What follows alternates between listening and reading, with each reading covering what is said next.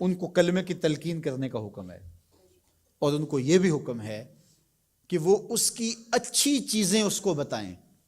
جب کوئی بندہ بوڑھا ہو جائے نا اور وہ بس اب جانے والا ہے اس دنیا سے، تو اس کی زندگی کی برائیاں اس کو یاد نہ دلائیں، اس نے جو اچھے کام زندگی میں کیے اس کو یاد دلائیں، تاکہ اس کے ذہن کی سکرین پر وہ چیزیں آنا شروع ہو جائیں، وہ اللہ سے حسن ظن اور امید کو مضبوط کرنے لگے کہ شکر ہے میرے اللہ نے مجھ سے یہ کام بھی لیا، میں نے مسجد بنائی، میں نے دارالعلوم بنایا، میں نے یتاما و مساکین کی مدد کی، میں نے غرباء کے سر پہ ہاتھ رکھا، میں نے رشتہ داریوں کو نبھایا، میں نے یہ کیا وہ کیا۔ اس کے اچھائی والے کام اس کے سامنے رکھے جائیں تاکہ اللہ سے اس کو امید، حسن ظن غالب ہو جائے، کیونکہ اب وہ گناہ تو کر ہی نہیں سکتا، تو اب اس کی امید غالب کی جائے، ایسی باتیں سنائی جائیں۔ میرے حضور نے فرمایا جس شخص کے مرنے کے بعد اس کو 4 گواہ مل گئے اچھائی کے، لوگوں نے کہا یہ بڑا اچھا آدمی تھا، صرف 4 گواہ مل گئے، تو فرمایا کہ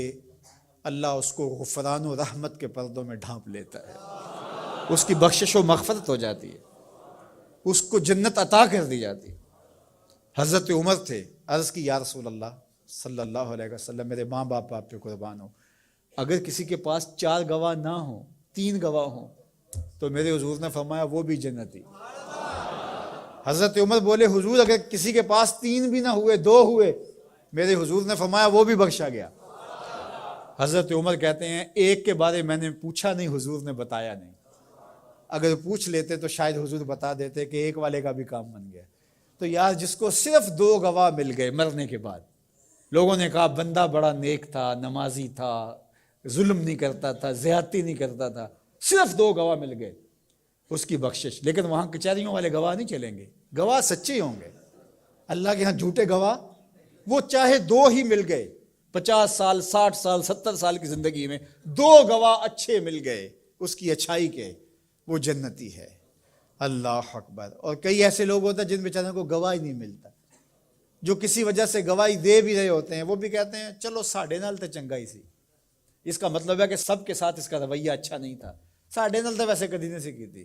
تو اس کا کیا مطلب ہوا کہ یہ بندہ ضرر کا منبع تھا، یہ شر کا منبع تھا، تو اس کی شر سے ہم بچ گئے بس۔ تو ایسا نہ ہو کہ تمہارے بعد لوگ گواہی بھی اگر دینا چاہیں تو لفظ تراشنے لگیں کہ اگر میں نے اچھا کہہ دیا تو سارے لوگ میری جانب دیکھیں گے کیا کہہ رہے ہو۔ ایسی گواہی پیدا کرو لوگ دل سے کہیں یار زمانے میں ایسا دیکھا ہی نہیں تھا۔ اپنی اچھی گواہیاں پیدا کر کے جاؤ، چاہے 2 ہی پیدا ہو جائیں، اچھی گواہیاں پیدا کر کے جاؤ۔ اللہ اکبر۔ تو دونوں چیزوں کو برابر رکھا جائے، امید کا چراغ بھی روشن ہو اور دوسری جانب جو ہے وہ خوف اور خشیت، اس کا چراغ بھی بجھنے نہ پائے۔ مایوسی بھی انسان کو کفر تک پہنچاتی ہے۔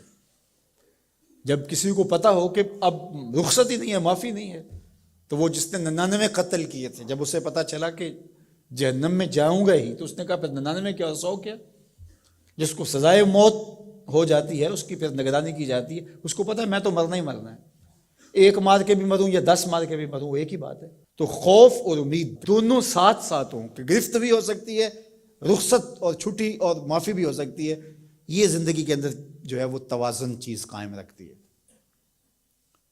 شفاعت کی امید حضور علیہ السلام سے، اور حضور کی ناراضگی کا ڈر بھی۔ حضور سفارش کریں گے اور گناہ گاروں کی بخشش ہوگی، لیکن دوسری جانب یہ ڈر بھی کہ اگر حضور نے منہ پھیر لیا تو پھر کس در پہ جائیں گے۔ حضور نے ارشاد فرمایا جس نے میری سنت سے منہ موڑا میں اس کی شفاعت نہیں کروں گا، تو پھر کوئی سہارا کوئی آسرا رہے گا باقی؟